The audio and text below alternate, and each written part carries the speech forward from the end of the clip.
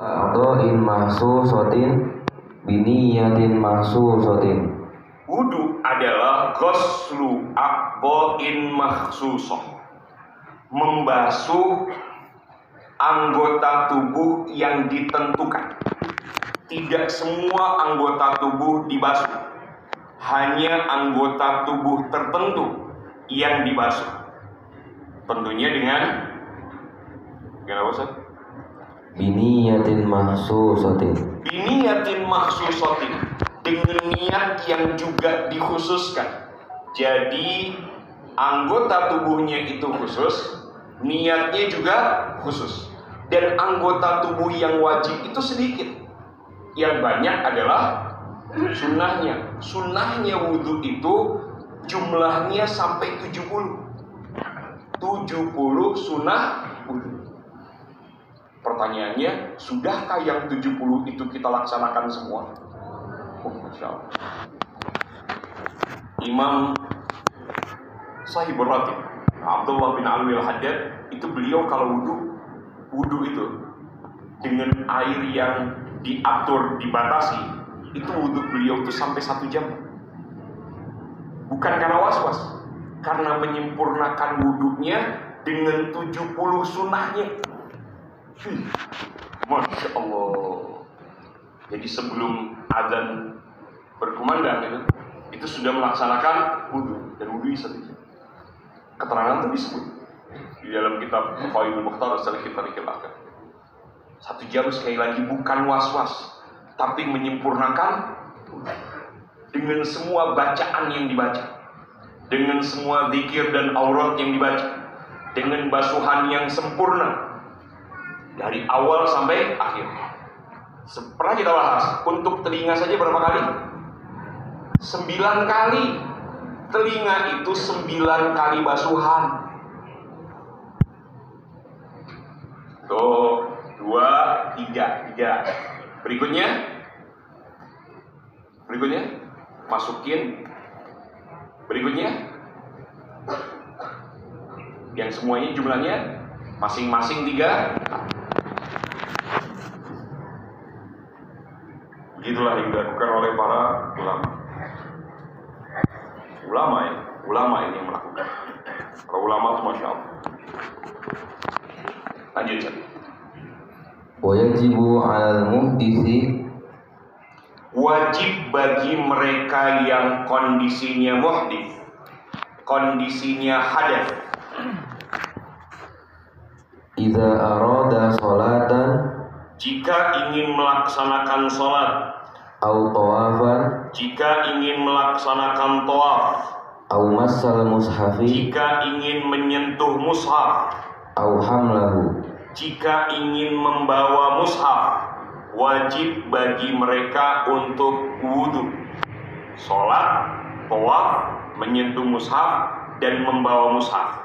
Berarti kebalikannya, jika dia tidak punya wudhu, haram baginya sholat, tawaf, menyentuh mushaf, dan membawa mushaf.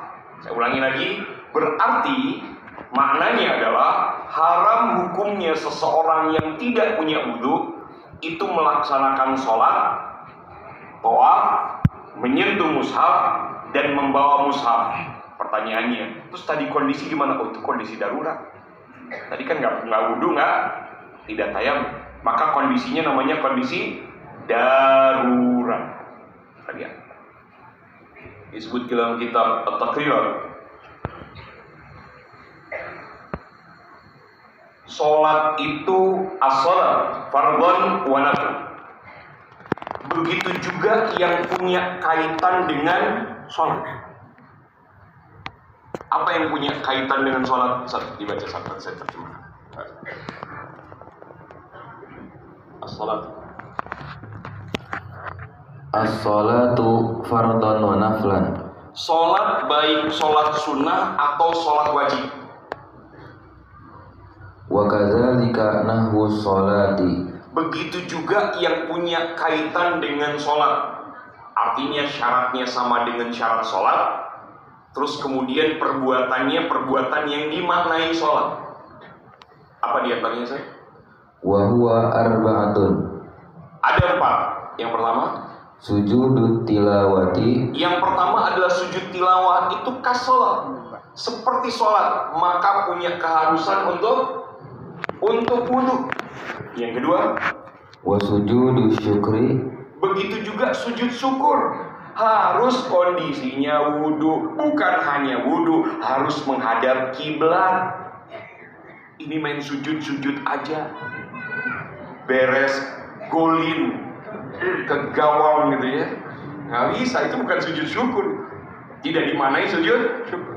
Harus menutup aurat, menghadap kiblat, dan kondisinya wudu. Baik, terus Wa khutbatul jumu'ati. yang berikutnya adalah khutbah Jumat, karena dimaknai khutbah Jumat itu bagian dari sholat. Nah, Wa sholatul janazati. begitu juga adalah sholat jenazah. Kenapa disebut sholat? Sebab sholat jenazah tidak ada ruku, tidak ada sujud. Meskipun yang disolatkan itu dosanya gede. Ada orang beralasan kenapa ada ruku, ada sujud? Sebab yang saya sholatkan adalah orang yang dosanya besar. Jadi pakai ruku, pakai sujud. Itu masalah ini.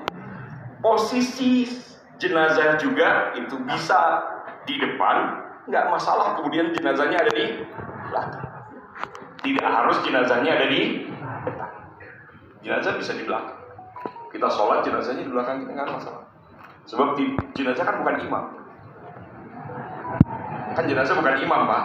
Kalau imam harus di, kan jenazah bukan imam. Jadi jenazahnya kudu di depan. Jenazah bukan imam, imamnya sendiri. Jenazahnya bisa di mana saja. Bahkan bisa sholat ghaib. Jenazahnya tidak. Jadi nggak usah diributkan. Ini baru kemarin, Pak. Jadi kemarin kejadiannya itu randanya ada di belakang. Sholatnya kemudian sholat jenazah menghadap kiblat. Rame itu. Wah, rame itu taruh di depan. Emang nggak boleh taruh di belakang? Boleh saja, nggak ada masalah sama sekalian. Tidak perlu diramaikan. Mau taruh di belakang juga nggak masalah. Sholat goib juga nggak ada jenazahnya. Nggak ada, Pak, jenazahnya. Tidak terlihat, tidak ada. Kampung sebelah tadi. Tidak boleh satu kampung sholat jenazahnya goib, tidak boleh. Tinggal satu kampung, terus sholat goib, saya nggak bisa hadir di sana. Saya mau sholat goib di rumah, nggak boleh. Sebab itu kalau beda tempat, beda kampung, baru boleh sholat goib. Itu pun sudah dimandikan. Sebab belum selesai dimandikan, belum boleh melaksanakan sholat. Baik, yang kedua setelah sholat apa? At-tawafu. Yang kedua adalah tawaf. Baik, tawaf Fardhon wa naflan. tawaf yang wajib atau tawaf yang sunnah. Baik tawaf sunnah, pengganti dari sholat tahiyatul masjid. Jadi kalau kita datang ke Masjidil Haram, itu yang afdal adalah tawaf. Saat masuk tawaf yang lebih afdal daripada sholat tahiyatul masjid. Tapi boleh nggak melaksanakan sholat tahiyatul masjid? Jawabannya boleh. Yang lebih afdal adalah tawaf. Tapi kan tidak semua orang bisa masuk ke ring yang pertama. Kalau mau tawaf berarti ada di lantai yang kedua. Dan itu jauh, Pak. Jauh luar biasa. Kecuali kalau memang sudah kuat betisnya. Jauhnya luar biasa. Berat itu. Tawaf di lantai kedua. Itu sunnah, tawaf sunnah. Tawaf wajib itu tawaf ifadhah gitu ya. Tawaf wajib itu kemudian tawaf wada atau tawaf umroh, itu wajib hukum. Terus Li'annahu bimanzilati sholati. sebab tawaf itu sama dengan sholat. Hanya saja tawaf itu boleh bicara, boleh bergerak. Masul mushafi. Yang berikutnya adalah menyentuh mushaf. Menyentuh mushaf. Mushaf itu artinya semua hal, mau lembaran, termasuk HP yang ada tulisan Al-Qur'annya, itu namanya mushaf. Jadi mushaf itu bukan cetakan Al-Qur'an saja, bukan. Tapi semua yang tertulis di dalamnya Al-Qur'an itu bisa disebut mushaf. Seperti yang aplikasi yang di handphone itu mushaf. Selagi dia online, maksudnya dibuka aplikasinya, maka statusnya menjadi mushaf.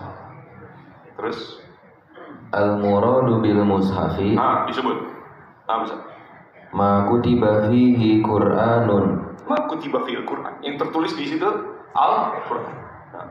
walau ba'du ayatin, Meskipun hanya sebagian ayat. Terus biqasdi dirasati at-tilawati, biqasdi at-tilawah, ad-dirasah at-tilawah. Jadi tujuannya untuk dibaca. Jadi tujuannya untuk lil qiraah, dibaca. Bukan litabarruk. Kalau tujuannya litabarruk nggak masalah. Tidak harus kemudian misalnya gini. Saya ambil contoh, orang yang haid boleh nggak baca Quran? Nggak boleh baca Quran. Tapi kalau qasdunnya tabarruk, boleh nggak? Boleh. Majelis Al-Fatihah. Al-Fatihah Quran bukan? Quran. Sebelum tidur baca kulhu, kulhu falak, kulhu birobinas. Itu litabarruk, bukan lilqiraah, bukan untuk dibaca, tapi untuk mendapatkan keberkahan dari surat-surat yang dibaca tadi. Nah, tujuannya litabarruk itu tidak masalah, boleh, nggak masalah. Termasuk orang yang haid, dibaca boleh, nggak masalah. Untuk orang yang nggak punya wudu, baca saja nggak masalah. Tapi megang itu menjadi masalah. Terus ini masul mushaf. Terus hamlul mushafi, dan membawa mushaf. Bagaimana membawa mushaf? la yajuzu hamluhu lil balighi, Tidak boleh membawa Al-Quran di kondisi dia sudah balik, illa idza kana ma'al mata, kecuali kalau dia membawanya bersamaan dengan barang. Jadi bawa Quran bareng dengan berbarengan dengan barang yang lain. Terus fa fihi arba'u halatin, ya, bawa mushaf dengan sekaligus barang yang lain, ini ada 4 kondisi. Kondisi yang pertama, taratan yaqsidul mushafa faqad, kalau dia niat bawa mushaf sekaligus bawa barang yang lain, tapi niatnya hanya mushaf, gimana kondisinya Zat? Hukumnya fala yajuzu, tidak boleh. Dia nggak punya wudhu, dia bawa Al-Quran sekaligus bawa barang yang ditaruh di dalam tas, kemudian dibawa, niatnya bawa Quran, nggak boleh. Niatnya bawa Quran saja, nggak boleh. 2, taratan yaqsidul mata'a faqad, terkadang memang ada Quran di dalamnya, tapi dia niat bawa barang, maka fayajuzu, boleh. Terus yang ketiga, taratan yaqsiduhuma